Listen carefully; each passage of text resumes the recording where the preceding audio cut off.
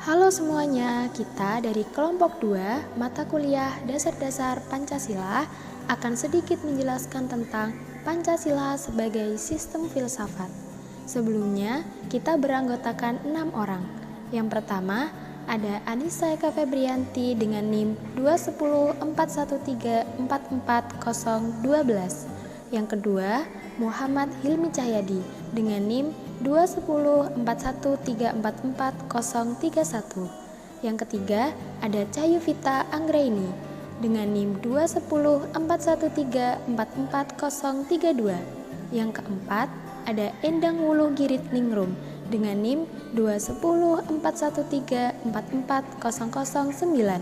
Yang kelima, ada Alfi Siva Arilia dengan NIM 21041344034. Yang keenam, ada Niken Rahayu dengan NIM 21041344016. Pengertian filsafat dan filsafat Pancasila. Pengertian filsafat. Istilah filsafat secara etimologis merupakan padanan kata falsafah Arab dan filosofi Inggris yang berasal dari bahasa Yunani philosophia. Pancasila dapat digolongkan sebagai filsafat dalam arti produk, sebagai pandangan hidup, dan dalam arti praktis. Ini berarti filsafat Pancasila mempunyai fungsi dan peranan sebagai pedoman dan pegangan dalam sikap, tingkah laku, dan perbuatan dalam kehidupan sehari-hari. Pengertian filsafat Pancasila. Pancasila sebagai filsafat mengandung pandangan nilai dan pemikiran yang dapat menjadi substansi dan isi pembentukan ideologi Pancasila. Filsafat Pancasila dapat didefinisikan secara ringkas sebagai refleksi kritis dan nasional tentang Pancasila sebagai dasar negara dan kenyataan budaya bangsa dengan tujuan untuk mendapatkan pokok-pokok pengertiannya yang mendasar dan menyeluruh. Pengertian filsafat Pancasila. Pancasila sebagai filsafat mengandung pandangan, nilai, dan pemikiran yang dapat menjadi substansi dan isi pembentukan ideologi Pancasila. Filsafat Pancasila dapat didefinisikan secara ringkas sebagai refleksi kritis dan rasional tentang Pancasila sebagai dasar negara dan kenyataan budaya bangsa, dengan tujuan untuk mendapatkan pokok-pokok pengertiannya yang mendasar dan menyeluruh. Pancasila yang terdiri atas 5 sila pada hakikatnya merupakan sistem filsafat. Yang dimaksud sistem adalah suatu kesatuan bagian-bagian yang saling berhubungan, saling bekerja sama untuk tujuan tertentu dan secara keseluruhan merupakan suatu kesatuan yang utuh. Selanjutnya, saya akan membahas Pancasila sebagai filsafat, berarti mengungkapkan konsep-konsep kebenaran Pancasila yang bukan saja ditujukan pada bangsa Indonesia, melainkan juga bagi manusia pada umumnya. Oleh karena itu, berikut ini akan dibahas landasan ontologis Pancasila, epistemologis Pancasila, dan aksiologis Pancasila. Berikut, landasan ontologis Pancasila. Ontologi, menurut Aristoteles, adalah ilmu yang menyelidiki hakikat sesuatu atau tentang ada, keberadaan atau ekstensi dan disamakan artinya dengan metafisika. Masalah ontologis antara lain, apakah hakikat sesuatu itu? Apakah realitas yang ada tampak ini suatu realitas sebagai wujudnya, yaitu benda? Apakah ada suatu rahasia di balik realitas itu, sebagaimana yang tampak pada makhluk hidup? Dan seterusnya. Bidang ontologi menyelidiki tentang makna yang ada ekstensi dan keberadaan manusia, benda, alam semesta, kosmologi, dan metafisika. Dasar ontologis Pancasila pada hakikatnya adalah manusia, yang memiliki hakikat mutlak yaitu monopluralis atau monodualis. Karena itu juga disebut sebagai dasar antropologis. Subjek pendukung pokok dari sila-sila Pancasila adalah manusia.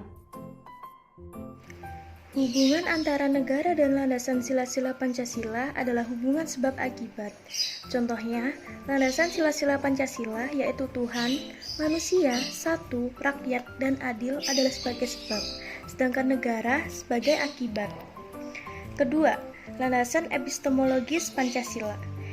Epistemologis adalah teori terjadinya ilmu. Cabang filsafat yang menyelidiki asal, syarat, susunan, metode, dan validasi ilmu pengetahuan dengan cara meneliti sumber pengetahuan, proses dan syarat terjadinya pengetahuan. Secara epistemologis, kajian Pancasila sebagai filsafat dimaksudkan sebagai upaya mencari hakikat Pancasila sebagai suatu sistem pengetahuan. Ini berarti Pancasila sebagai suatu belief system, sistem cita-cita menjadi suatu ideologi. Pancasila memiliki unsur rasionalis sebagai sistem pengetahuan. Susunan Pancasila sebagai suatu sistem pengetahuan, maka Pancasila memiliki susunan yang bersifat formalogis. Susunan kesatuan Pancasila bersifat hierarkis dan berbentuk piramidal. Menurut Titus, terdapat 3 persoalan yang mendasari epistemologis, yakni 1. Tentang sumber pengetahuan manusia. 2. Tentang teori kebenaran pengetahuan manusia. Dan 3. Watak pengetahuan manusia. Pembahasan selanjutnya, yakni susunan isi arti Pancasila meliputi 3 hal, yaitu yang pertama, isi arti Pancasila bersifat universal, merupakan hakikat sila-sila Pancasila yang menjadi pangkal otak dalam ketertiban negara. Yang kedua, isi arti Pancasila bersifat umum kolektif, yaitu Pancasila sebagai pedoman kolektif negara, terutama untuk tata tertib negara. Yang ketiga, isi arti Pancasila yang bersifat khusus atau konkret, yaitu Pancasila dapat merealisasi praksis dalam berbagai bidang kehidupan. Menurut Pancasila hakikat, merupakan susunan pokok yang terdiri atas kodrat raga dan jiwa yang tertuang. Pada sila pertama, yakni memberi landasan kebenaran pengetahuan manusia. Secara epistemologi, mengakui kebenaran yang mutlak. Selanjutnya, sila ketiga, 4, dan 5, Pancasila mengakui kebenaran konsensus terutama pada manusia sebagai makhluk individu.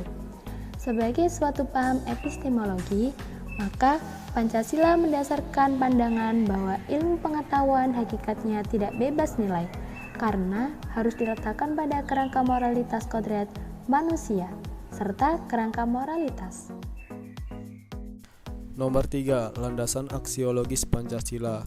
Sila-sila Pancasila sebagai suatu sistem filsafat memiliki satu kesatuan dasar aksiologis, yaitu nilai-nilai yang terkandung dalam Pancasila pada hakikatnya juga merupakan suatu kesatuan.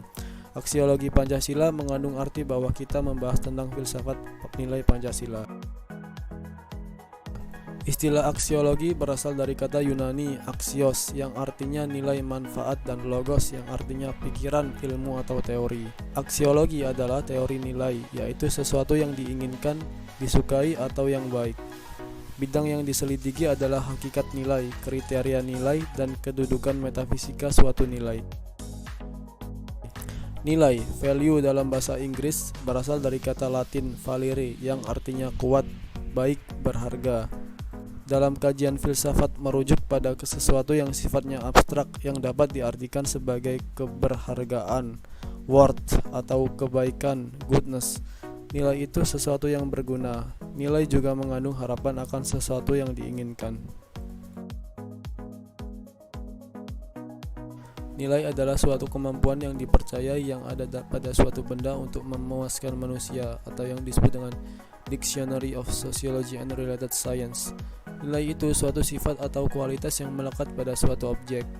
Ada berbagai macam teori tentang nilai. Max Scheler mengemukakan bahwa nilai ada tingkatannya dan dapat dikelompokkan menjadi 4 tingkatan, yaitu yang pertama, nilai-nilai kenikmatan.